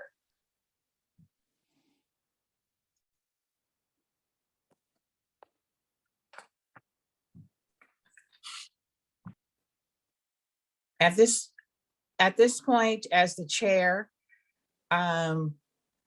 we have operated within the authority of the language that has been shared with us by bylaws section F and the bylaws that Attorney Witt just shared with us as well. The Board of Supervisors, they know what their authority is. They don't need to be reminded. I've reached out on several occasions. They know what their authority is and they don't need to be reminded. I'll say that again. So at this point, my stance is it's a Board of Supervisors call. I have personally talked with Board of Supervisors myself as well on behalf of this commission. It's up to the Board of Supervisors to use that authority that I understand they have from that language and take the action. That's where we are. That's where we are. This is Commissioner Evans. I'm looking at a larger issue. If they're not responding to this issue, then how seriously will they take us in other issues? You know, they can respond positive, they can respond negative, but to totally ignore or present the image of ignoring us, I'm really wondering, do they really take us seriously?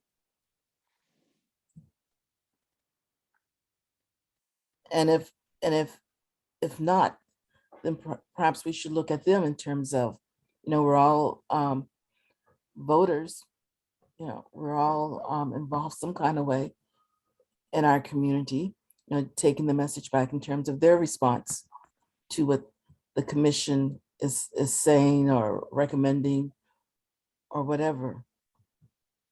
You know, the greatest insult is to ignore someone.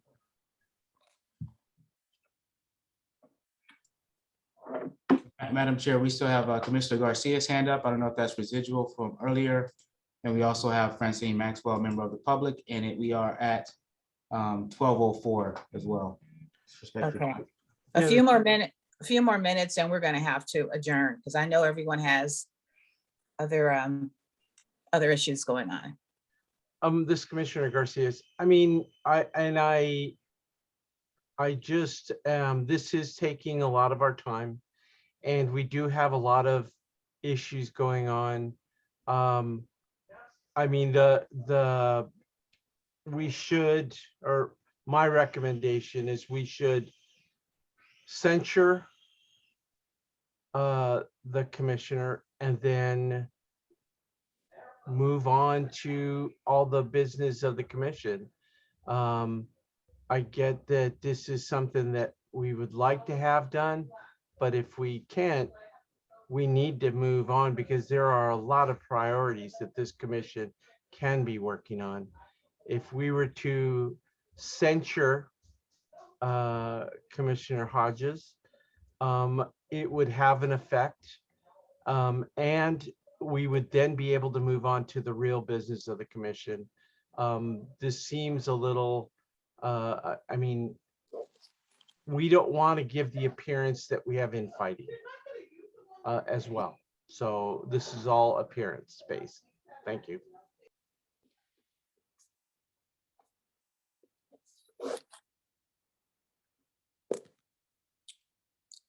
Any other comments?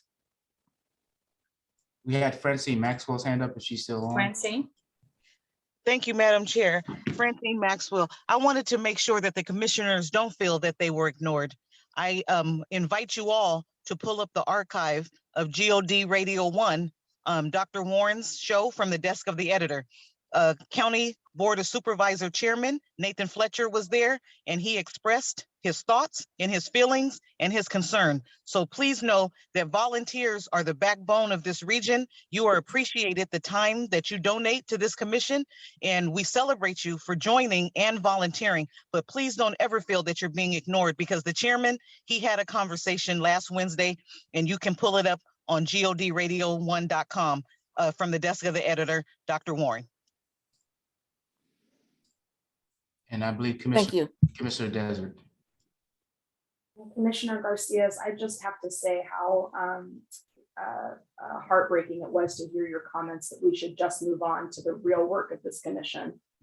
Standing up with our transgender community, standing with our LGBTQ community, which includes members in our Black community, our Latino community, our AAPI community, all our faith communities include LGBTQ and transgender people, just feels the wrong way to approach this. This is the work of this commission.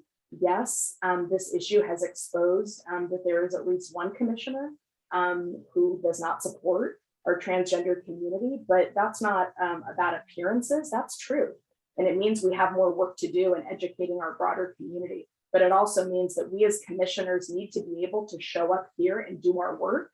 And there is someone whose hate language has prevented us from doing that. And so saying that we should just move on from this issue is ignoring the fundamental humanity and the real attack that happened on our watch as commissioners here in this meeting. And so I just had to say that comment.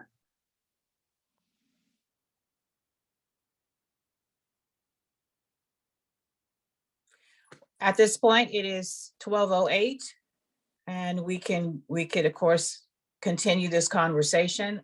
I do support the convening that was offered to us by community members as a priority for this commission in terms of healing and education.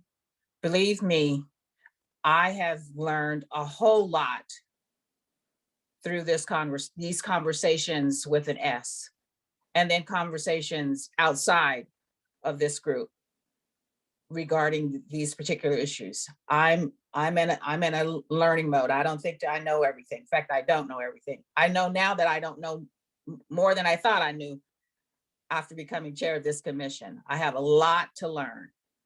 I have a lot to stand on, but principles. But my main principle, and I think the reason why we are this commission, I keep going back to it, is that to promote positive human relations. That's why I volunteered. That's why I stepped up to chair this. This takes a lot of our time. All of you are on subcommittees, Zoom calls. I'm glad we're Zooming and not telecommuting, because our gas prices are ridiculous right now. So I'm very selfish about that. But we have a lot to learn, even from our meeting protocols. We need to go back and revisit some of that particular training. So I'm going to ask Director Strong and Attorney Witt to put the training protocol, meeting protocols on the agenda, particularly, and let's take this up. This is very important, because it is about love. It is about that 4-letter word, and that's who I am. This is about love. And we need to check ourselves on where we are with regard to reflecting on love, because love, from the Bible standpoint, since we go in there, it's not hateful. It doesn't result in trauma. It doesn't result in hurting people. And I look forward to that convening, because I have a whole lot to say, a whole lot of stories to share about growing up in the church and all the hurt and trauma and pain that I personally had to go through around this issue. So I look forward to those conversations. They're going to be hurtful. There's going to be a lot of tears shed, but it needs to happen.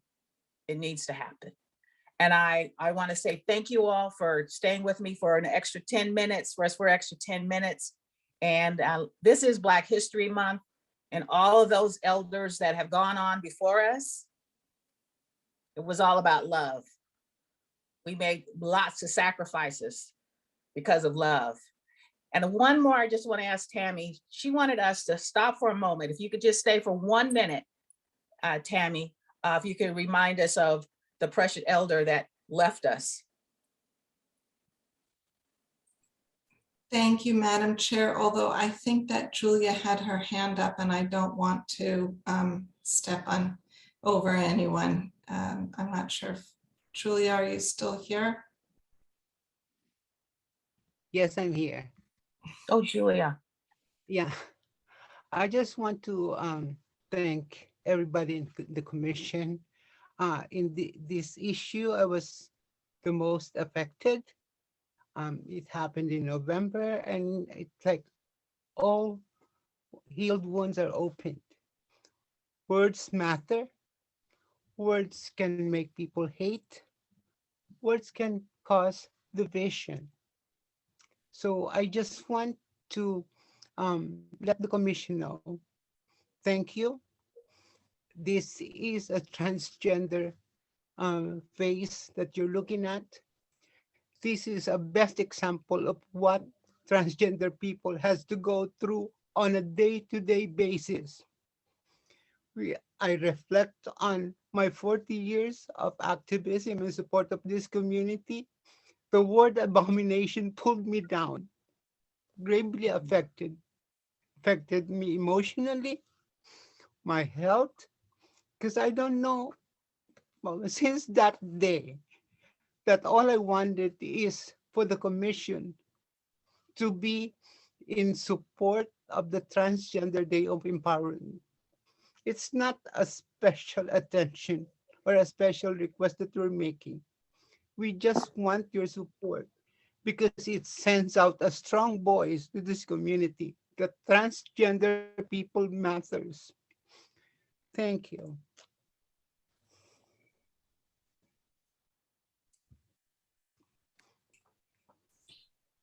Thanks, Julia. It's very hard to follow that.